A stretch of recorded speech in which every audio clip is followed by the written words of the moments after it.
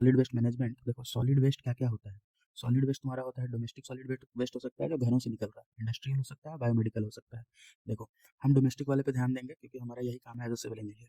तो जो domestic sewage solid waste निकलेगा उसको हम गार्बेज बोलते हैं, रबिश बोल सकते हैं, एशेज, स्ट्रीट स्वीपिंग, ये सब मिला के डोमेस्टिक सॉलिड वेस्ट बनता है।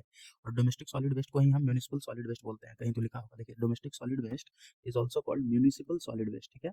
इसको मैनेज करने के लिए अलग कोड है, इसको इसको मैनेज करने के लिए अलग तरीका है। तो देखिए हमारा जो एग्जाम पर्पज से जरूरी है वो समझिएगा। देखिए गार्बेज मतलब जी से गार्बेज, जी से गलने वाला, मतलब प्यूट्रिसिएबल, ये वर्ड्स समझना, प्यूट्रिसिएबल सड़ने वाला चीज गार्बेज होता है, ठीक बात है। रबिश मतलब न गलेगा न सड़ेगा, सॉरी न सड़ेगा न गलेगा और न ही जलेगा, जलेगा भी नहीं, इनकम्बस्टिबल, और गलेगा भी नहीं, मतलब नॉन बायोडिग्रेडेबल, वैसे चीजों को रबिश बोलते हैं। एशेज जो होता है इससे रिलेटेड याद मत करो, ये डेंसिटी लिखिए इसकी। स्ट्रीट स्वीपिंग को भी हम इसी में काउंट करते हैं, ये डोमेस्टिक सीवेज है। याद क्या रखना था, गार्बेज गलने वाला प्यूट्रिसिएबल, रबिश न गलने वाला न जलने वाला, तो ये हो गया। उसके बाद देखो डोमेस्टिक सॉलिड वेस्ट को म्युनिसिपल सॉलिड वेस्ट बोलते हैं। Refuse not important for your exam. आगे देखिए क्या ये सब नहीं जरूरी है हमारे एग्जाम के लिए। देखिए disposal of municipal solid waste, ये क्या था, म्युनिसिपल सॉलिड वेस्ट ये था, ये वाला म्युनिसिपल सॉलिड वेस्ट, इसको डिस्पोज कैसे करते हैं। तो देखो ये इतना तरह का तरीका है डिस्पोज करने का, सैनिटरी लैंडफिलिंग, श्रेडिंग, पल्वराइजेशन, कंपोस्टिंग, ये सब है। इस सबको एक एक करके अभी देखेंगे, सबसे इसमें इंपॉर्टेंट ये है, ठीक है, इससे रिलेटेड क्वेश्चन पूछा जाता है, ठीक है। ये है और ये दोनों इंपॉर्टेंट है, मैं आपको अभी दोनों बताऊंगा। देखिए सैनिटरी लैंडफिल क्या है, ये आपने जरूर देखा होगा, शहर के बाहर में इस तरीके से कूड़ा डंप किया हुआ, ये होता है सैनिटरी लैंडफिल। जो दिल्ली में बहुत बड़ा कूड़े का पहाड़ है ना, वो यही है, सैनिटरी लैंडफिल है। देखो करता है इसमें क्या है कि पूरे शहर भर का कचरा, ये कॉलोनीज है मान लो, यहाँ पे गाड़ियाँ जाती है, गाड़ी वाला आया घर से कचरा निकाल, और ये गाड़ी यहाँ से जाती है और ले जाके यहाँ डंप करती है। वैसे बीच में एक स्टेशन होता है जहाँ पे और भी इसमें ट्रीटमेंट किया जाता है, उसके बाद जाके डंप किया जाता है। तो देखो डंप करने का मतलब क्या है, वहाँ पे जाके कचरे को जमा कर देना। तो उसका एक प्रॉपर तरीका है करने का, ऐसे ही रैंडमली नहीं करते हैं। किस तरीके से करते हैं देखिए, सबसे पहले आप आएंगे और इन लो लाइंग एरिया को चूज करेंगे। लो लाइंग एरिया मतलब क्या, ये एलिवेशन था एक्चुअल हर जगह का, ये थोड़ा गड्ढा था यहाँ पे, उस जगह को चूज किया, वहाँ पे गए, एक लेयर 0.5 मीटर ऊंचा तक, मतलब ये लेयर था, यहाँ से 0.5 मीटर तक हमने डंप किया, ठीक है। डंप करने के बाद उसको थोड़ा कंप्रेस किया, ठीक है, उस पर ऐसे गाड़ियाँ चला दी थोड़ी हैवी वाली, तो वो कंप्रेस हो गया, अब उस कॉम्पैक्ट हो गया। अब उसके बाद फिर से 0.5 मीटर का एक दूसरा किया, फिर उसको कॉम्पैक्ट किया, इस तरीके से 3 लेयर किए तो 1.5 मीटर का ऊंचाई तक आ गया, ठीक है। अब उसके बाद एक कवर लगाएंगे 15 सेंटीमीटर का, ठीक है। 1.5 मीटर तक कचरा किया 3 लेयर में, फिर 15 सेंटीमीटर का उस पर लेयर लगाए। उसके बाद हर 1.5 मीटर के बाद ये काम कर रहे हैं, और हर दिन के बाद काम के बाद जब पूरा डंप हो गया तो यहाँ पे 60 सेंटीमीटर का एक फाइनल कवर लगा दिया, तो ये तरीका है। और फाइनल कवर के ऊपर, मतलब यहाँ तक तो ये पूरा कचरा ही है, इसके ऊपर में एक कैपिंग सिस्टम बनाया जाता है। कैपिंग मतलब क्या, इस कचड़े के ऊपर कैप लगा देना। कैप किस तरीके से, इस तरीके से देखिए, यहाँ तक हमने लैंड फिलिंग किया, ठीक है। इसके ऊपर में यहाँ पे फाइनल कवर 60 सेंटीमीटर का लगाया, अभी हमने बात करी, ठीक है। यहाँ तक तो हमने ये काम कर लिया। और ये होता किस चीज़ का है कवर, ये कुछ होता नहीं है, मिट्टी होती है बस, नॉर्मल क्ले, ठीक है। चलिए उसके बाद क्या किया, कॉम्पैक्टेड क्ले डाला, थोड़ा कॉम्पैक्ट क्ले डाला, ठीक है। ओके, उसके ऊपर सैंड का लेयर डाला जो कि ड्रेनेज के जैसा काम करेगा, और उसके ऊपर ग्रीनरी लगा दिया, तो ऊपर से हमें ग्रीन ग्रीन दिखेगा और नीचे में पूरा लैंडफिल है। अब इसके साथ देखो एक समस्या क्या आता है कि जब ये लैंडफिल में जो ये कूड़ा कचरा यहाँ पे पड़ा है ना, ये प्यूट्रिसिएबल है ना, गार्बेज है ना, गलने वाला, तो ये तब गलने वाला है और इसमें कुछ रबिश भी है। रबिश को तो वैसे हम लोग साइड आउट करके उससे कुछ कुछ रीयूजेबल प्रोडक्ट बना लेते हैं, बेसिकली इसमें गार्बेज ही होता है जो कि सड़ने वाला है, बायोडिग्रेडेबल वाला है, बायोडिग्रेडेबल बोल रहा हूँ मैं, हाँ। चलिए सड़ने वाला है, आगे देखिए। इसमें क्या होता है कि जब ये सड़ता है ना, तो ये कार्बन डाइऑक्साइड और मीथेन वगैरह रिलीज करता है। अब कार्बन डाइऑक्साइड क्योंकि हेवी गैस है ना, तो ये हो सकता है कभी कभी नीचे जमीन में जाके ग्राउंड वाटर के साथ पेनिट्रेट कर जाती है, तो क्या होता है कि आपका पानी जो है वो कार्बोनिक एसिड बन जाता है, मतलब एसिडिक हो जाता है आपका ग्राउंड वाटर, तो ये इसके साथ समस्या आता है। दूसरा समस्या ये आता है कि इसके जहाँ पे ये लैंडफिल बना रहेगा ना, उससे 120 मीटर के आसपास के एरिया में बहुत CH4 का गंध आते रहेगा, बदबू आती रहेगी, ठीक है। तो अनसैनिटरी अनहाइजीनिक कंडीशन जैसा बन जाता है।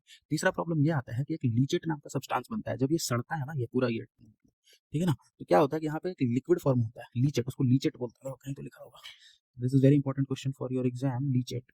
It is a mixture of, ये देखो, leachate, mix of acid, alcohol, rubbish, water, ये सब कुछ है, मतलब ये पूरा ये सड़े गलेगा ना, तो ये सब मिक्स होकर ये बनेगा, ये लिक्विड होता है, बहुत कार्सिनोजेनिक होता है, ये अगर पानी में जाके मिल गया तो ये कैंसरस हो जाता है। तो ये बात हो गया। तो सैनिटरी लैंडफिलिंग से रिलेटेड आपने सारी बातें देख ली। इसका प्रोसेस क्या है देखिए, सबसे पहले एरोबिक माइक्रो ऑर्गेनिज्म इसको सड़ाना शुरू करेगा, उसके बाद एसिड फॉर्मर आएगा, फिर मीथेन फॉर्मर आएगा।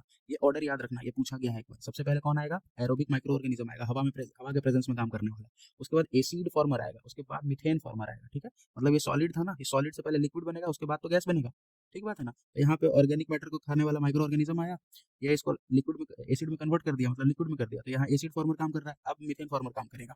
अब देखो ऑप्टिमम डिकम्पोजिशन के लिए ग्रेटर देन 60% मॉइस्चर कंटेंट होना चाहिए, ये ध्यान रखिएगा, 60% ऑप्टिमम डिकम्पोजिशन के लिए इसमें मॉइस्चर कंटेंट है। रिफ्यूज स्टेबलाइज हो जाता है 2 से 4 महीना में, और सेटल डाउन कर जाता है 20 से 40%। ये पूरा अगर इतना था ना तो ये 20% सेटल डाउन हो जाएगा। चलिए, सिंपल होता है ये तरीका, लैंड फिलिंग वाला, इकोनॉमिकल होता है, biological and biological method not important.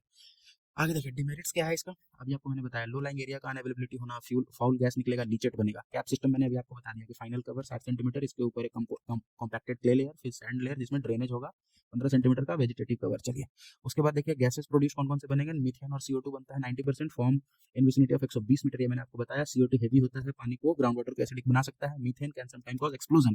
दूसरा तरीका देखो पल्वराइजेशन और श्रेडिंग है, मतलब कुछ है नहीं, आपका जो ये पूरा कॉलोनी से कचरा जमा हुआ ना, इस जमा कचड़े को आप कटिंग फटिंग करके उसको छोटा बना दो, बेसिकली बस यही है। पल्वराइजेशन और श्रेडिंग, श्रेडिंग मतलब होता है काटना और टीयर करना, कटिंग एंड टीयरिंग।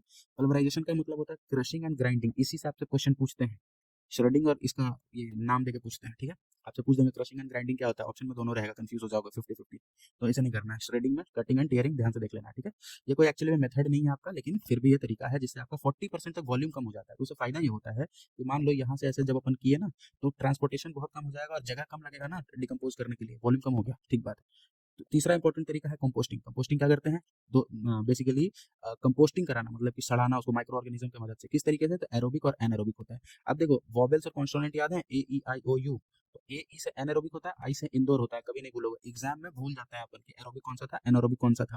तो AEIOU, ठीक है, याद हो गया। चलो, अब खुद सोचो, एरोबिक है मतलब हवा के प्रेजेंस में हो रहा है, तो हवा के प्रेजेंस में हो रहा है तो मतलब कि आपका यहाँ बदबू भी फैलेगी थोड़ी, ठीक बात है। तो इसका एंड प्रोडक्ट होता है मेन्योर, कंपोस्ट और ह्यूमस। और एनारोबिक बैंगलोर मेथड है, इसमें एंड प्रोडक्ट यहाँ से शुरू ही होता है, ह्यूमस फिर नो मिक्सिंग, बस यही होता है, ये सब नहीं बनता है, ठीक है। चलिए, थोड़ा ज़्यादा टाइम लगता है इसमें एनारोबिक में, और एरोबिक जल्दी होता है 3 से 4 महीने में। इस तरीके से होता है। देखो माइक्रो ऑर्गेनिज्म भी जीव जंतु है हमारी तरह, इसको चाहिए एनर्जी और इसको चाहिए प्रोटीन। प्रोटीन आता है नाइट्रोजन से, खाना आता है कार्बन से, एनर्जी। तो अगर इसका रेशियो बैलेंस रहेगा तो फटाफट डिकम्पोज करेगा वो, मतलब उसका माइक्रो ऑर्गेनिज्म का नंबर भी बढ़ेगा और उसके पास एनर्जी भी रहेगा काम करने के लिए, ठीक बात है। इसका भी ग्रोथ होगा, तो ग्रोथ होगा तो ये खाना खाएगा, इसके लिए जो अपना वेस्ट है वो तो खाना है ना इसके लिए। तो देखो कार्बन C/N रेशियो कितना होता है, 30-50, याद रखिएगा, इसको पूछा जाता है। C/N रेशियो अगर ज्यादा हो गया तो क्या हो गया, कार्बन ज्यादा हो गया, फूड तो ज्यादा हो गया, लेकिन नाइट्रोजन कम हो गया, मतलब प्रोटीन कम हो गया, मतलब नंबर कम हो गया, इसका बॉडी नहीं ग्रो कर रहा है। तो ग्रो ही नहीं कर रहा तो खाएगा क्यों, तो बेकार हो गया। तो ना ज्यादा होना चाहिए ना कम होना चाहिए। तो सी मतलब क्या है, फूड एनर्जी। एन मतलब क्या है, ग्रोथ ऑफ माइक्रो ऑर्गेनिज्म। अगर ये ज्यादा हो गया तो नंबर ऑफ माइक्रो ऑर्गेनिज्म कम हो जाएंगे, ये हो गया, ये आपको बात समझ में आ गई, मैंने समझा दिया। फिर देखिए प्रोसेस क्या है इसका कंपोस्टिंग करने का। मेसोफिलिक बैक्टीरिया और थर्मोफिलिक बैक्टीरिया काम करता है अलग अलग टेम्परेचर रेंज में। सबसे पहले अप टू 45 डिग्री सेल्सियस तक मेसोफिलिक बैक्टीरिया काम कर रहा होता है, जो ऑर्गेनिक मैटर को पचाता है। उसके बाद 60 इसके बाद 45 से 60 डिग्री सेल्सियस तक थर्मोफिलिक बैक्टीरिया एक्टिवेट होता है और वो फिर ऑर्गेनिक मैटर को खाता है, तो आपका वेस्ट जो है डिकम्पोज हो जाता है। ऑप्टिमम टेम्परेचर डिकम्पोजिशन के लिए 55 से 60 डिग्री सेल्सियस है, इससे ज्यादा टेम्परेचर होता है तो ऑर्गेनिक माइक्रो ऑर्गेनिज्म जो है वो इनएक्टिव हो जाता है, ठीक है। अगला है वर्मी कंपोस्टिंग। ये जो कंपोस्टिंग अपन कर रहे थे ना, इसी में कुछ अलग तरीके का बैक्टीरिया को ऐड कर देना, वही होता है वर्मी कंपोस्टिंग। बैक्टीरिया का नाम क्या है, tiger worm, blue worm, red wiggler, European night crawler. अब ये सब याद नहीं रखना आपको। चलिए, इंसिनरेशन और पायरोलिसिस एक तरीका है, आपने कभी देखा है डेड बॉडी को जलाते हुए, हाँ, तो वही इंसिनरेशन है और कुछ नहीं, डिकम्पोज कर दिया। आपका भी बॉडी जब आपका प्राण निकल जाएगा तो वेस्ट हो जाएगा बॉडी, वो भी सॉलिड वेस्ट रहेगा ऊपर बकायदा, तो उसको ले जाके जला देंगे। तो अगर ऑक्सीजन के प्रेजेंस में जला दिया गया किसी को तो वो एक्सोथर्मिक प्रोसेस होगा, उसको इंसिनरेशन बोलेंगे, ठीक है। और पायरोलिसिस कब होगा, जब बिना ऑक्सीजन के प्रेजेंस में डाले। जो मॉडर्न वाले आ रहे हैं ना, रवि किशन का सुने थे ना कि हर हर महादेव सीधा स्वर्ग जाइबा, हाँ हाँ वही वाला। तो ये हो गया पायरोलिसिस। एंडोथर्मिक डिस्ट्रक्टिव डिस्टिलेशन होता है इसमें। और ये मेथड अच्छा नहीं है क्योंकि इससे पोल्यूशन क्रिएट होता है, कॉस्ट ज्यादा। चलिए, बार्जिंग और डंपिंग इन द सी, ये बिल्कुल प्रेफरेबल नहीं है। ये सिर्फ तब करेंगे जब लो टाइड का टाइम चल रहा है। अगर हाई टाइड में डाल दोगे यार तो सारा वापस आ जाएगा आपको शोर पे, सी के शोर पे, वो बेकार तरीका है, ठीक है। इसमें डेटा आपसे पूछना है कि कितना किलोमीटर, 15 से 20 किलोमीटर डीप कम से कम जाकर करेंगे, लो टाइड के समय में करेंगे, और नॉट गुड मेथड है ये। ऑटोक्लेविंग का मतलब क्या होता है, ये बायोमेडिकल वेस्ट, ये इंपॉर्टेंट है, याद रख लो। बायोमेडिकल वेस्ट मतलब ये हॉस्पिटल्स में आपको मिलेगा जनरली। इसमें क्या करते हैं कि लो हीट स्टीम पास किया जाता है, उससे क्या होता है सारा बैक्टीरिया ही मर जाता है, ठीक है। तो ये ऑटोक्लेविंग होता है, तो डिसइंफेक्ट करने के लिए। यहाँ जैसे यूज्ड सिरिंज वगैरह है, कोई भी ऐसा बायोमेडिकल काम हो रहा है, वो सब इसी से होता है। बायोमेडिकल वेस्ट सब इसी से ट्रीट किया जाता है, ऑटोक्लेविंग। तो सॉलिड वेस्ट मैनेजमेंट एंड होता है यहाँ पे। इसी में जो सबसे इंपॉर्टेंट आपसे पूछा जाएगा कोडल प्रोविजन, और बाकी इंपॉर्टेंट जो डेटा है जो पीवाईक्यू में बहुत बार पूछे गए हैं, वो देखो नंबर 1, कुछ पॉइंट्स में मैंने इसको बना रखा है। देखो नंबर 1 क्या है, नॉमिनल मैक्स कहाँ से कहाँ तक होता है, M5 to M20। Design max M10 to M100। Ordinary concrete, standard concrete, high strength concrete. देखिए ये जो है नॉमिनल मिक्स और डिजाइन मिक्स, ये जनरल बात है। ये आपका IS कोड में मेंशन बात है, तो ये इसके आने के चांसेस ज़्यादा हैं एग्जाम में, ठीक है। ऑर्डिनरी कंक्रीट आपका होता है M10 to 20, स्टैंडर्ड कंक्रीट होता है 25 to 60, 65 to 100 होता है हाई स्ट्रेंथ कंक्रीट, 25 से 60 होता है, मतलब 8 टोटल है, 25, 30, 35, 40, 45, 50 ऐसे करेंगे ना तो टोटल 8 नंबर आएगा, टोटल 8 आएगा, ठीक है। ये हो गया। दूसरा चीज, ये क्या ग्राफ है, ये ग्राफ है आपका क्यूब जब टेस्ट करते हैं कंक्रीट का, तो जो स्ट्रेंथ आता है उसका, ये इस तरीके से स्ट्रेस स्ट्रेंथ ग्राफ आता है। तो ये characteristic compressive strength of cube आया है, क्यूब पे टेस्टिंग किया था ना, क्यूब पे ऐसे लोडिंग लगाए थे, ठीक है, वहां से आप निकाले थे क्यूब 150 बाई 150 बाई 150 का क्यूब लेके टेस्टिंग किए थे, तो इसका स्ट्रेंथ आया। पर यही स्ट्रेंथ कॉन्क्रीट जो बना है इसमें थोड़ी ना होगा, क्यों नहीं होगा, क्योंकि हर क्यूब का अलग अलग स्ट्रेंथ आएगा। और दूसरा, क्यूब जो है वो इस तरीके का है, लेकिन जब हम यूज करेंगे एक्चुअली में तो क्यूब थोड़ी बनाएंगे स्ट्रक्चर में, हम तो बड़ा बड़ा सिलेंडर मेंबर्स बनाएंगे, तो इसलिए अलग स्ट्रेंथ आएगा। तो कितना लेंगे, 1.5 से इसको डिवाइड करके कॉन्क्रीट का स्ट्रेंथ निकालेंगे, तो ये आएगा 0.67 FCK। ये है कौन सा स्ट्रेंथ, ये है कैरेक्टरिस्टिक स्ट्रेंथ ऑफ कॉन्क्रीट। और अब इस स्ट्रेंथ को भी यूज नहीं करेंगे डिजाइनिंग में, इसको फिर से 1.5 से डिवाइड करके और फिर हम डिजाइन स्ट्रेंथ निकालेंगे। ये डिजाइन स्ट्रेंथ ऑफ कॉन्क्रीट आया, इसी को यूज करेंगे। कितना आया, 0.446 FCK। चलिए, जिसको हम 0.45 FCK बोलेंगे। तो आज से क्या ध्यान रखना है कि हमें ये चीज जो है, ये डिजाइन स्ट्रेंथ लेना है, ये वाला, और ये कितना है, 0.446 FCK है, ठीक है। और ये कहाँ पे जाके हम इसको एंड मान ले रहे हैं, मतलब इससे ज्यादा स्ट्रेन नहीं आना चाहिए आपके कॉन्क्रीट में, 0.0035। इसीलिए जब आप स्ट्रेस स्ट्रेन कर्व बनाते हो, इस तरीके से बनाते हो इसका, तो यहाँ पे आप वैल्यू लिखते हो 0.0035। ये इसलिए लिखते हो क्योंकि मैक्सिमम स्ट्रेन अलाउड इतना ही है। और जब स्ट्रेस डायग्राम बनाते हो तो ऐसे बनाते हो, और यहाँ पे वैल्यू लिखते हो 0.45 FCK, वो इसलिए लिखते हो। आप समझ में आ गई बात। चलिए आगे बढ़ते हैं। तीसरा पॉइंट, क्यूब का स्ट्रेंथ सिलेंडर से कितना होता है, 25% ज्यादा होता है। उलट देंगे तो 1/1.25 करोगे तो 0.8 आएगा। चलिए, सी ये क्या है आपका, ये है कोर्स एग्रीगेट जो यूज करेंगे वो हाई, ये होता है, जरूरत नहीं है आपको जानने की, ये बेकार बात है, ठीक है। ये नहीं है। हाँ देखो, कोर्स एग्रीगेट जो यूज होता है वो 80 mm से 7.5 mm तक का साइज का होता है। नॉर्मल स्ट्रक्चर जो होता है उसमें क्या है कंडीशन, कंडीशन ये है कि जितना भी आपका मेंबर का थिकनेस है उसका 1/4 थिकनेस, 1/4 कर लो, मान लो थिकनेस ऑफ मेंबर 40 है, 40/4 मतलब 10, इससे 10 mm से बड़ा नहीं यूज करना है फिर कोर्स एग्रीगेट, ये बात होता है, ठीक है। Should not be greater than, तो 1/4 ऑफ थिकनेस या 20 mm, ठीक है। वहाँ कितना आया था, 40/4 किया था ना, 10 आ गया था, ठीक है, इसको यूज कर सकते हैं। 20 mm से बड़ा नहीं, ठीक है। हेवली रीइंफोर्स में क्लियर रिकवर और स्पैन -5 ये नहीं पूछा जाता है आपसे, आपसे ये पूछा जाता है। जैसे ये भी पूछा जाएगा तो ध्यान रख लो, -5 करना है क्लियर कवर और क्लियर स्पेसिंग। वो इसलिए करना है क्योंकि यार दो रिइंफोर्समेंट के बीच में इतना कवर है, इससे बड़ा एग्रीगेट दे दो, इसके बीच में घुसेगा कैसे, बस यही है। तो 5 mm का कम करके देख लेते हैं, ठीक है। अब देखो, सबसे पहले आरसीसी में कोर्स एग्रीगेट आ गया, फिर फाइन एग्रीगेट आ गया। फाइन कोर्स एग्रीगेट डालें, उसके बाद उसमें फाइन एग्रीगेट डालेंगे, फिर उसमें वाटर डालेंगे, फिर सीमेंट डालेंगे, तो इससे क्या बनेगा, इससे बनेगा आपका कॉन्क्रीट। जो कॉन्क्रीट बनेगा उसके बाद हम उसमें डालेंगे रीइंफोर्समेंट, तो बन जाएगा आरसीसी। ये देखिए, फाइन एग्रीगेट जो है वो ये है कि 4.75 mm से 75 माइक्रोन तक का साइज को फाइन एग्रीगेट बोलते हैं। आपसे क्वेश्चन एग्जाम में पूछेगा फाइन एग्रीगेट कितने जोन में डिवाइडेड है, तो 4 जोन में डिवाइडेड है, जोन 1, जोन 2, जोन 3, जोन 4, ठीक है। जैसे जैसे जोन बढ़ते चला जाता है, फाइननेस बढ़ते चली जाती है, कोर्स पहले, मीडियम बाद में, फाइन बाद में, वेरी फाइन उसके भी बाद में।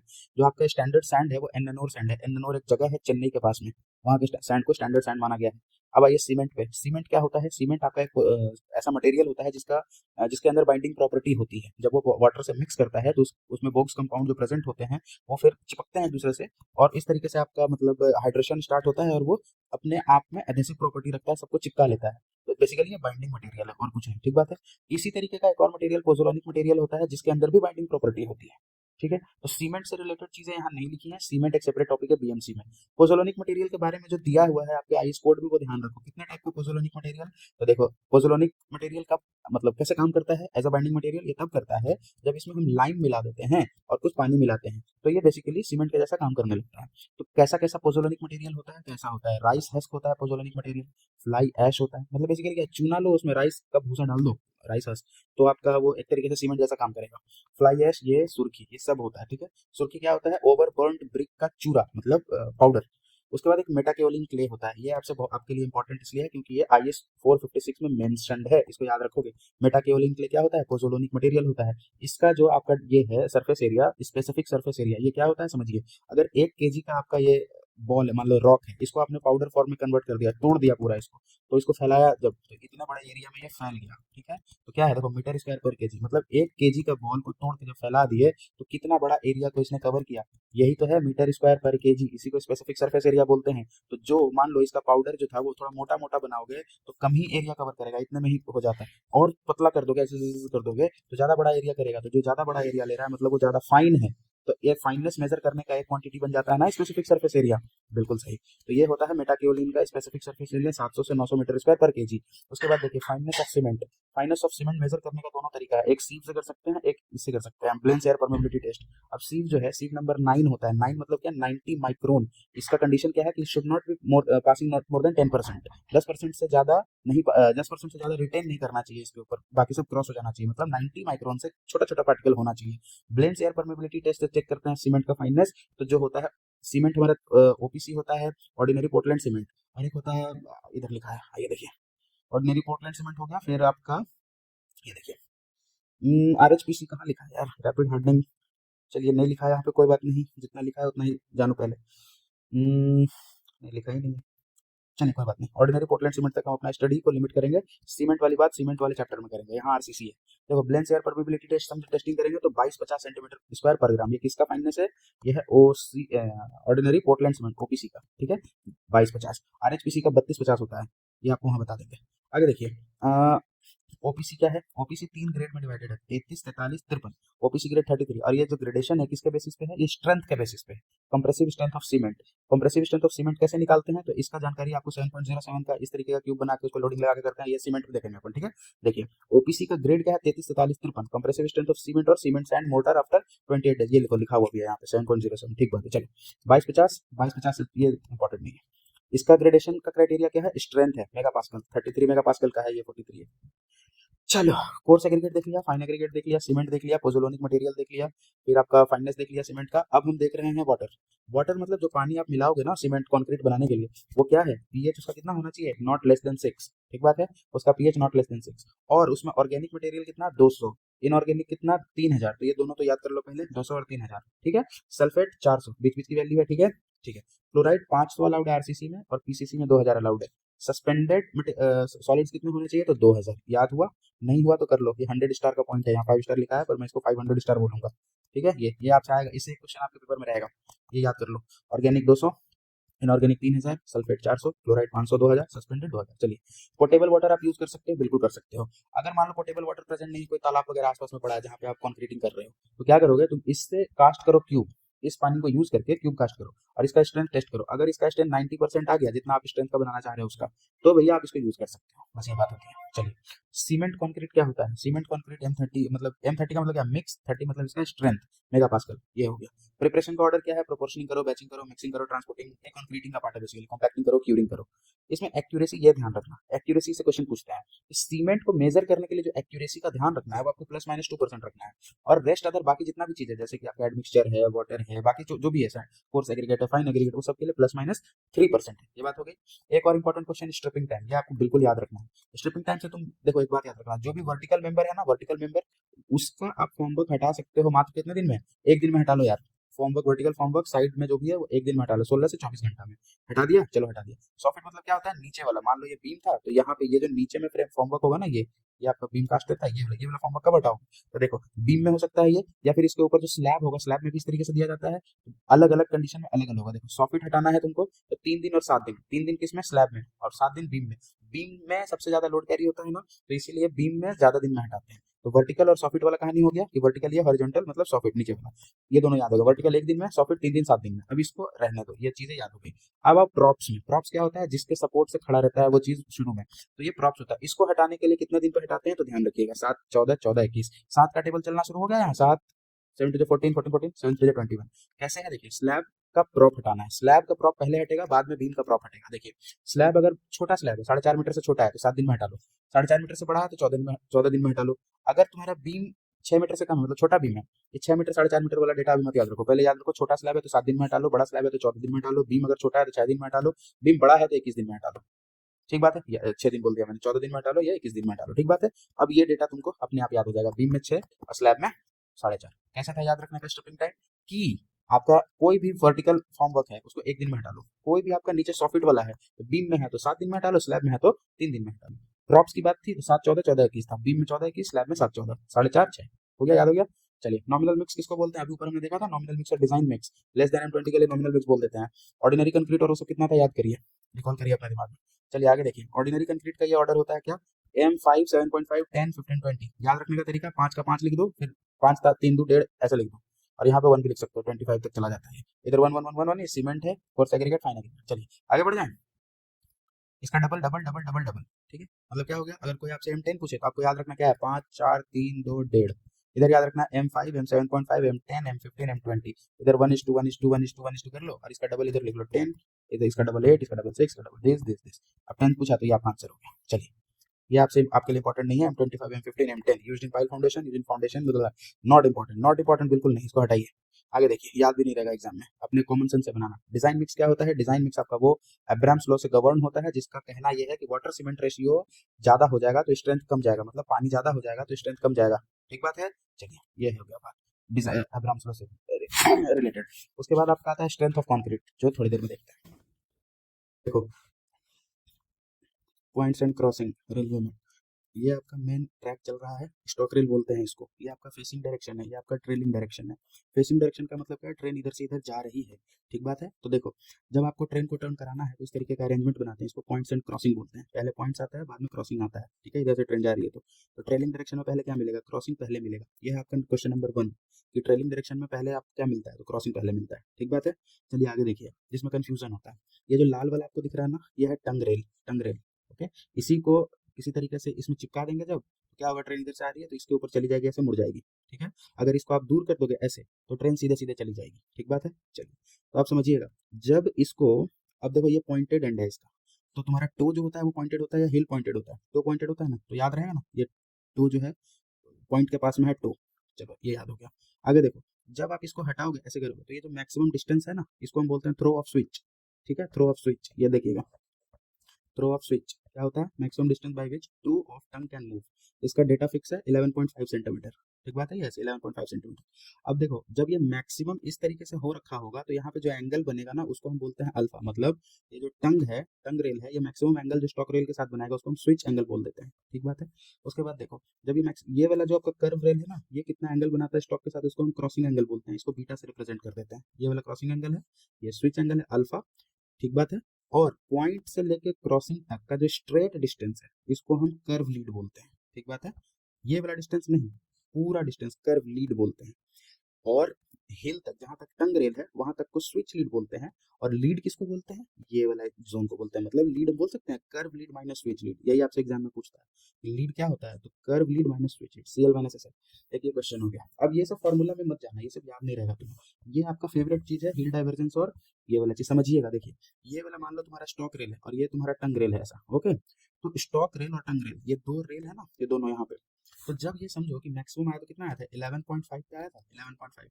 तो देखो वो क्या था, वो कहाँ से कहाँ मेजर करेंगे, तो समझिएगा दो तरीके से आप मेजर करते हो। एक है कि इसका इनर वाले से दूसरे का इनर वाले तक, मतलब ये वाले रेल और ये वाले रेल के बीच में ये जो कितना डिस्टेंस है, गैप, ये हो गया फ्लेंज वे क्लियरेंस, ठीक है। दो फ्लेंज के बीच में कितना क्लियरेंस है।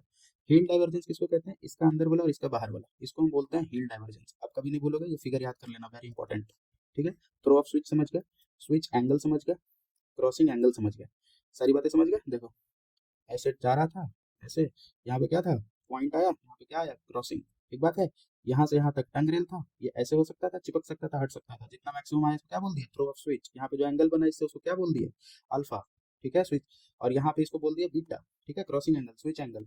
यहाँ से यहाँ तक का पूरा डिस्टेंस को क्या बोल दिया, यहाँ से यहाँ का पूरा डिस्टेंस को कर्व लीड बोल दिया। यहाँ तक को क्या बोल दिया, स्विच लीड, और इसको क्या बोल दिया, लीड। तो ये बात आपको समझ में आ गई, बस चलिए देखिए, timber is produced from trees having girth कितना, 60 सेंटीमीटर, ठीक है।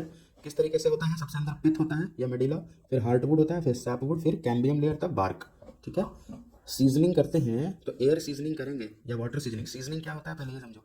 सीजनिंग का मतलब होता है जो ये सैपवुड में प्रेजेंट जो पानी है ना, पानी थोड़ा मॉइस्चर, उसको लकड़ी से बाहर निकाल देना तो निकल जाएगा, तो सीजनिंग उसी को सीजनिंग बोलते हैं। मॉइस्चर को बाहर निकालना तो लकड़ी हल्का हल्की हो जाएगी और स्ट्रेंथ उसका आ जाएगा, तो ये होता है सीजनिंग। एयर सीजनिंग कर सकते हैं, वाटर सीजनिंग कर सकते हैं, बॉइलिंग कर सकते हैं, इलेक्ट्रिकल सीजनिंग कर सकते हैं, केमिकल सीजनिंग, किल सीजनिंग, माइक्रोवेव, सब कुछ कर सकते हैं। इससे क्वेश्चन नहीं पूछा जाता है आपसे। आपसे पूछा जाएगा कि इसमें ऑर्डर क्या आएगा श्रिंकेज का, तो देखो CRT याद रख लो। C क्या है सरकमफरेंशियल, R क्या है रेडियल, T है टेंजेंशियल। मतलब अगर ये आपका वुड है, वुड का लॉग है, तो ये सरकमफरेंशियली कितना छोटा हो जाएगा, वो हो जाता है श्रिंकेज। तो सबसे ज़्यादा सरकमफरेंशियली, ये रेडियली है, ठीक है, और फिर टेंजेंशियली। तो ये CRT याद कर लो। ओके, यहाँ पे पूछा गया है order of shrinkage CRT। High refractory क्या होता है? हाई रिफ्रैक्टरी वो होता है जो easily catches fire. Medium refractory not easily correct. ये समझ में आ गया ये, ठीक है। फाइबर सेचुरेशन पॉइंट देखो वो पॉइंट है बिलो विच अगर तुम ले जाओगे ना तो मतलब जैसे देखो ये अगर आपका टिम्बर है ना, ये अगर आपका टिम्बर है तो टिम्बर में इस तरीके से फाइबर्स होता है इस तरीके से, और इसके बीच में ये वाटर प्रेजेंट होता है, ठीक है। तो ये वो वाटर कंटेंट है जिसके नीचे जब तुम इसको ले जाओगे तो श्रिंकेज आने लग जाएगा इसमें। बस यही होता है आपका fibre saturation point. When only moisture left is in the cell wall. अब देखो मतलब ये जो फाइबर्स था ना, इसके बीच में पानी सारा खत्म हो गया है, अब सिर्फ इसके अंदर जो सेल्स है उसमें पानी प्रेजेंट है, ये होता है फाइबर सैचुरेशन पॉइंट। सीजनिंग अगर तुम below the fibre saturation point करोगे तो श्रिंकेज आ जाएगा, ठीक है। ओके, सॉइंग का मतलब क्या होता है? लकड़ी को कट करना, इस तरीके से सॉ करना, ठीक है।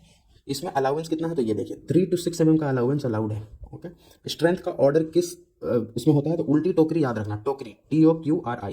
टी क्या है? टेंजेंशियल, टेंजेंशियल कट लगाओगे। अब समझो ये क्या है, ये सब भूल जाओ कि कैसे कट लगता है। वैसे मैं तुम्हें दिखा दूं, ऊपर मेन नोट्स में ये लिखा है देखो इस, अच्छा नहीं है क्या, ये रहा, जस्ट सेकेंड, फोटो तो नहीं बना है, चलिए कोई बात नहीं। आपको क्या मैंने फोटो नहीं बनाया है, चलिए नहीं बनाया कोई बात नहीं, टोकरी याद रखेंगे, ठीक है। उल्टी टोकरी TOQRI। टोकरी मतलब क्या हुआ? सबसे कम सबसे ज़्यादा। रेडियल सबसे ज़्यादा स्ट्रेंथ होता है स्वाइंग करने का। रेडियल किस तरीके से करता है ये सब अभी ध्यान नहीं देना आपको, उल्टी टोकरी बस याद रखना, टिक लगाना है ना, 3 दिन बाद एग्जाम है। तो टेंजेंशियल, फिर ऑर्डिनरी, फिर क्वार्टरली, फिर रेडियल, ठीक है। प्रिजर्वेशन अगर आपको करना है टिम्बर का तो उससे रिलेटेड देखो ASCU ट्रीटमेंट किस चीज़ के लिए करते हैं? आर्सेनिक कॉपर ट्रीटमेंट है ये आप करते हैं टर्माइट्स के लिए। क्रियोसोटिंग किसके लिए करते हैं? ये करते हैं फंगस के लिए, फंगस से बचाने के लिए। फिर देखिए ये sodium silicate and fat lime जो है, sodium silicate and fat lime, ये आप करते हो इससे फायर से प्रोटेक्ट करने के लिए। देखो फायर रेजिस्टेंस यहाँ लिखा नहीं है, ये फायर रेजिस्टेंस है। इसका 3 मेथड है, क्या क्या है सर? एबल्स प्रोसेस है सर। एबल्स प्रोसेस में आप सोडियम सिलिकेट और फैट लाइन करते हो, एंटीपायराइन और एल्यूमिनियम सल्फेट सॉल्यूशन में सोक करना। तो ये तीनों में आपको याद ये रखना है। एबल्स प्रोसेस ये पूछा गया है, ये नहीं पूछा गया है, ये पूछते हैं एल्यूमिनियम सल्फेट और एबल्स प्रोसेस। देखो दोनों ए से स्टार्ट है, आर्सेनिक कॉपर से कंफ्यूज मत होना, आर्सेनिक कॉपर टर्माइट है, ठीक है। ओके, क्रियोसोटिंग फंगस है, और फायर रेजिस्टेंस एबल्स प्रोसेस और एल्यूमिनियम सल्फेट है। बोशेरी प्रोसेस क्या होता है तो देखो क्या होता है, जैसे ये मान लो पानी की टंकी है और इसमें तुमने दवा मिला दिया प्रिजर्वेटिव, और यहाँ पे प्रेशर से पानी जाएगा ना इधर, तो प्रेशर से जाएगा तो यहाँ से सैप को बाहर फेंक देगा और खुद इसके अंदर जाकर चिपक जाएगा प्रिजर्वेटिव, तो सेफ हो जाएगा ना। इसी को बोलते हैं बोशेरी प्रोसेस, जिसमें क्या करते हैं हाइड्रोस्टैटिक प्रेशर अप्लाई करके इसको बनवाते हैं, अंदर प्रिजर्वेटिव डालते हैं। चैरिंग प्रोसेस क्या होता है? चैरिंग होता है प्रिजर्व करने का तरीका, जिसमें ऊपर का 5 mm 10 mm का लेयर, तो 10 से 15 mm का लेयर को इस तरीके से जला दिया जाता है, तो ऊपर में कोयला बन जाएगा, तो बाहर से कोई भी जीव जंतु अंदर में कीट मकोड़ा जो है ना, टर्माइट्स और ये सब, वो अंदर नहीं जा पाएगा, ठीक है। तो टर्माइट से बचाने का तरीका है चैरिंग प्रोसेस। डिफेक्ट्स क्या क्या होता है आपके टिम्बर में तो देखिए, डिफेक्ट होता है सोइंग प्रोसेस के कारण, जो कट लगाते हैं उसके कारण, chip mark, torn grain, diamond when, ये सब होता है। ये अभी तुम्हें याद नहीं होगा, कितना भी कोशिश करोगे, अगर पहले से नहीं पढ़े हो तो याद नहीं होगा, दिमाग पर लोड नहीं डालना, मैं जहां बोलूंगा सिर्फ वहां पर दिमाग पर लोड डालना। देखो फंगस अगर अटैक करता है, फंगस सैप या रेजिन पे जब अटैक करेगा तो ब्लू स्टेन आएगा, सैप स्टेन आएगा, ठीक है। अगर सेल्यूलोज या लिग्निन पे अटैक करेगा तो देखो क्या आएगा, ड्राई रॉट ड्यू टू, अच्छा ये तो यहाँ से आ गया। देखिए अगर आपका इस पर अटैक करता है तो ड्राई रॉट हो सकता है, वेट रॉट हो सकता है, hard rot, brown rot, white rot, ये सब क्या है? लिग्निन पे फंगस अटैक किया। अभी हमने देखा था ना ऊपर कि लिग्निन होता है, ये सब देखा था टाइप। चलिए फिर से वापस जाएंगे, टाइम खराब। लिग्निन पे फंगस अटैक होगा तो व्हाइट रॉट हो जाएगा, शेयर स्ट्रेंथ कम हो जाता है, ठीक बात है। चलिए अटैक ऑन सेल्यूलोज या लिग्निन, तो ड्राई रॉट करते हैं। देखो ड्राई रॉट से तुम ध्यान रखना, ये पूछते हैं dry rot wet rot important है, इस पे 5 स्टार रखिए। क्या है? बैड वेंटिलेशन से होता है ये। और वेट रॉट तब होता है जब अल्टरनेट वेटिंग एंड ड्राइंग होते रहे। और इसका जो रेमेडी है ड्राई रॉट से बचाने का वो है CuSO4 कॉपर सल्फेट से ट्रीट कराना, ठीक है। ये आपका एक क्वेश्चन बनता है इंपॉर्टेंट, ठीक है। हार्ड रॉट अगर मतलब क्या है, हार्डवुड में अटैक करके सारा हार्डवुड को खा जाता है तो हॉलो हो जाएगा ना, तो हॉलो हो गया। ब्राउन रॉट मतलब सेल्यूलोज, व्हाइट रॉट मतलब लिग्निन, हमने अभी आपको बताया। चलो defects due to improper seasoning, improper seasoning करेंगे तो कप, बोर्ड, ट्विस्ट, इस तरीके का शेप बन जाएगा, ठीक है। इसको आता तो है क्वेश्चन पर इतना याद नहीं होगा अभी, अगर फोटो होता है यहाँ पे तो याद होता है। चलो मैं तो फोटो दिखा देता हूँ, इसका फोटो है यहाँ बना हुआ, ये देखो ये कप शेप का बन गया, ये बो शेप का बन गया, ये ट्विस्ट हो गया, है ना। ये सारा शेप, ये सब कब आता है? जब सीजनिंग कराते हो ना, उस समय आता है ये सारा डिफेक्ट्स। ओके, तो ये है आपके सीजनिंग डिफेक्ट्स। उसके बाद आइए उसके बाद है क्या, हाँ इंसेक्ट की वजह से क्या क्या डिफेक्ट आता है। तो इंसेक्ट देखो कैसा कैसा आता है, beetles, termites, marine borers. Teak एक ऐसा टिम्बर है जो कि फ्री फ्रॉम इंसेक्ट अटैक है, इंसेक्ट उस पर अटैक ही नहीं कर सकता, ठीक है। चलो, due to natural forces, natural forces की वजह से ये पूछते हैं आपसे एग्जाम में, इसको इंपॉर्टेंट है, याद कर लो। एक होता है बर्न, ये तब होता है जब इंजरी है शॉक इन यंग एज। देखो जो लैंग्वेज लिखी गई है ना यहाँ पे, इसी लैंग्वेज में आपको एग्जाम में क्वेश्चन मिलेगा। क्वेश्चन पूछेंगे name the defect which is cause due to shock in young age, और नीचे ये 4 ऑप्शन दे देंगे, तो आपको बर्न टिक करना है, ठीक है। उसी तरीके से आपसे पूछेंगे रिंड गाल कब होता है, तो when branches are cut and swelling, ना मतलब ब्रांचेज को कट कर देते हैं ना नए बच्चा में ही, तो वहाँ पे स्वेलिंग वेलिंग हो जाता है, उसको रिंड गाल बोलते हैं। ट्विस्टेड फाइबर कब होगा, जब फास्ट ब्लोइंग विंड रहेगा, तो बच्चा में ही उसको बहुत ज़्यादा विंड आ गया, जब वो छोटा बच्चा था, बेबी प्लांट था, तो ट्विस्ट कर जाएगा फाइबर, ठीक है। कैलस क्या होता है, when injury occur new screen appears, callus मतलब नया चमड़ी आना। Coarse grain, rapid growth of tree के कारण, ये आपसे पूछते हैं कोर्स ग्रेन कब होता है, ठीक है, जब रैपिड ग्रोथ होता है ट्री का, बहुत जल्दी जल्दी ट्री बढ़ गया। डेड वुड मतलब क्या होता है, timber obtain from dead standing tree, अभी गिरा नहीं है ट्री, ट्री जो है अभी खड़ा ही है पर वो मर गया है, तो वहाँ से जो वुड निकालेंगे उसको डेड वुड बोलेंगे। शेक्स क्या होते हैं, तो वो क्रैक होते हैं या पैटर्न होते हैं जो एक्सट्रीम क्लाइमेटिक कंडीशन में पाए जाते हैं। जैसे शेक क्या होता है, cup shake, star shake, ring shake, radial shake, heart shake, सबका फोटो देख लो और इसको पढ़ लो। अभी मैं PDF शेयर कर देता हूँ, इसको 5 स्टार लगा के इसको पढ़ लेना, ठीक है। जैसे देखो तुमसे कैसे एग्जाम में पूछता है कि लैंग्वेज ऐसा देगा कि cracks are wider outside and narrower inside, तुमको चूज करना रहेगा 4 ऑप्शन में। तो वाइडर आउटसाइड है मतलब ऐसे बनेगा, तो ये स्टार शेक है, और इसका जस्ट ऑपोजिट जब होगा तो हार्ट शेक हो जाएगा, स्टार शेक का उल्टा, ठीक है। रेडियल मतलब क्या, पढ़िए same as star shake but very fine and irregular. Ring मतलब पूरा एक रिंग बन जाना। कप शेक इस तरीके का, कप कप कप पूरा मिला होने, यही मिल जाएगा तो रिंग शेक बन जाएगा। स्टार मतलब वाइडर आउटसाइड, ये है 5 स्टार का पॉइंट, याद रखेंगे इसको। आगे बढ़िए, ड्रक्सिनेस क्या होता है, तो ड्रक्सिनेस होता है मतलब व्हाइट पाउडर में कन्वर्ट हो जाना टिम्बर का। फॉक्सिनेस क्या होता है, फॉक्स जो होती है रेड कलर की होती है ना, तो रेड एंड ब्राउन कलर का हो जाना। अपसेट ऐसा फाइबर हो जाना, इसको अपसेट बोलते हैं। नॉट्स मतलब नॉट्स बन जाना, 2 फाइबर 3 फाइबर का क्लस्टर बन जाना कहीं पर। चलिए 6th पॉइंट, प्रॉपर्टीज। प्रॉपर्टीज क्या है, हीट कंडक्टिविटी जो होती है 1.8 times more along the grain होती है, मतलब अलोंग द ग्रेन मतलब ऐसे, और अक्रॉस द ग्रेन मतलब ऐसे, तो अलोंग द ग्रेन इसके कंपैरिजन में 1.8 टाइम्स ज़्यादा होता है हीट कंडक्टिविटी। हमारे लिए हीट कंडक्टिविटी उतना इंपॉर्टेंट नहीं है, हमारे लिए स्ट्रेंथ इंपॉर्टेंट होता है। तो स्ट्रेंथ देखो कैसे होता है टिम्बर का, सबसे ज़्यादा होता है टेंसाइल स्ट्रेंथ, उससे कम होता है बेंडिंग, उससे कम होता है कंप्रेसिव, उससे कम होता है शियर। टेंसाइल, ठीक है ठीक है। BC तो तुम लोग रोजमर्रा जिंदगी में यूज करते हो ना, तो तेरी अब आगे समझ लेना, ठीक है। चलो, shear strength more across the grain, rest other 3 more along the grain, ये याद रखिएगा। शेयर स्ट्रेंथ का वो क्या होता है, मोर होता है अक्रॉस द ग्रेन, ऐसे ऐसे ग्रेन है तो इधर ज्यादा होता है, बाकी सारा इस डायरेक्शन में ज्यादा होता है। चलो, shear strength depends on medullary रे। मेडुलरी रे देखो क्या था, ये सारा अंदर वाला पिथ को, ये सारे लेयर, हार्डवुड को, सैपवुड को, कैम्बियम लेयर को, सबको ऐसे करके जोड़ने वाला जो लेयर था ना, ये यही था मेडुलरी रे। तो ये मेडुलरी रे पे डिपेंड करता है शेयर स्ट्रेंथ, और टेंसाइल और बाकी सारा स्ट्रेंथ जो है वो लिग्निन पे डिपेंड करता है, ये हमने भी देखा था ना। वेरी गुड, आगे देखिए लिग्निन क्या है देखा था। आगे क्लासिफिकेशन, इससे क्वेश्चन आजकल बहुत फेवरेट हो गया SSC का। देखो पहला क्लासिफिकेशन क्या है, ग्रुप A B C, ये याद रखेंगे, मॉडुलस ऑफ इलास्टिसिटी के बेसिस पे क्या है, 12.5, 9.8, 5.6, ये ध्यान रखेंगे। ग्रेड ABC है 12.5, 9.8, 5.6, क्या है, किलो न्यूटन पर मीटर क्यूब। आगे बढ़े, अगला जो है ये नहीं पूछेंगे आपसे, वैसे देख लो, हाई ड्यूरेबल मतलब ग्रेटर देन 10 ईयर्स है, एक बार पूछ लिया, ये RRB में शायद पूछा था, SSC में पूछा है। हाई ड्यूरेबल मतलब 10 साल से ज़्यादा अगर ड्यूरेबल है तो उसको हाई ड्यूरेबल टिम्बर बोलते हैं। चलिए, ड्यूरेबिलिटी चेक करने के लिए तरीका क्या है, तो देखो इस डायमेंशन का एक सैंपल को आधा जमीन में गाड़ देते हैं और फिर दोनों का कंडीशन चेक करते हैं थोड़ा थोड़ा दिनों के बाद अलग अलग टाइम पे, तो उससे ड्यूरेबिलिटी पता चल जाती है। On the basis of durability कितना था, 10, ये ठीक है। ग्रुप ABC क्या था, 12.5, 9.8 और 5.6 याद रखना था, ठीक है। चलिए, शेयर स्ट्रेंथ किसके अलॉन्ग, मेडुलरी रे की वजह से था, और अक्रॉस द ग्रेन ज़्यादा था। टेंसाइल और बेंडिंग स्ट्रेंथ सब लिग्निन की वजह से था। स्ट्रेंथ का ऑर्डर क्या था, TBCS, ठीक है। प्रॉपर्टीज, अपसेट ये होता है, नॉट क्या होता है, अलग अलग फाइबर का क्लस्टर बन जाना। फॉक्सिनेस मतलब रेड कलर, ट्रॉक्सिनेस मतलब व्हाइट कलर। शेक्स में आपको बताया, स्टार वाइडर आउटसाइड, इसका just opposite heart narrower outside. Ring complete ऐसे हो जाना, आधा आधा होना। कप रेडियल मतलब ये। चलिए, शेक्स क्या होता है ये सब हमने देखा, अब आगे बढ़ते हैं। देखो इस तरीके से रिवीजन करोगे फटाफट हो जाएगा। हम यहाँ तक पहुँच गए हैं ना, यहाँ तक, ठीक है। आगे देखिए, मॉइस्चर कंटेंट फॉर डोर्स 12 से 20% और विंडो 10 से, ये आपके लिए इंपॉर्टेंट पॉइंट है।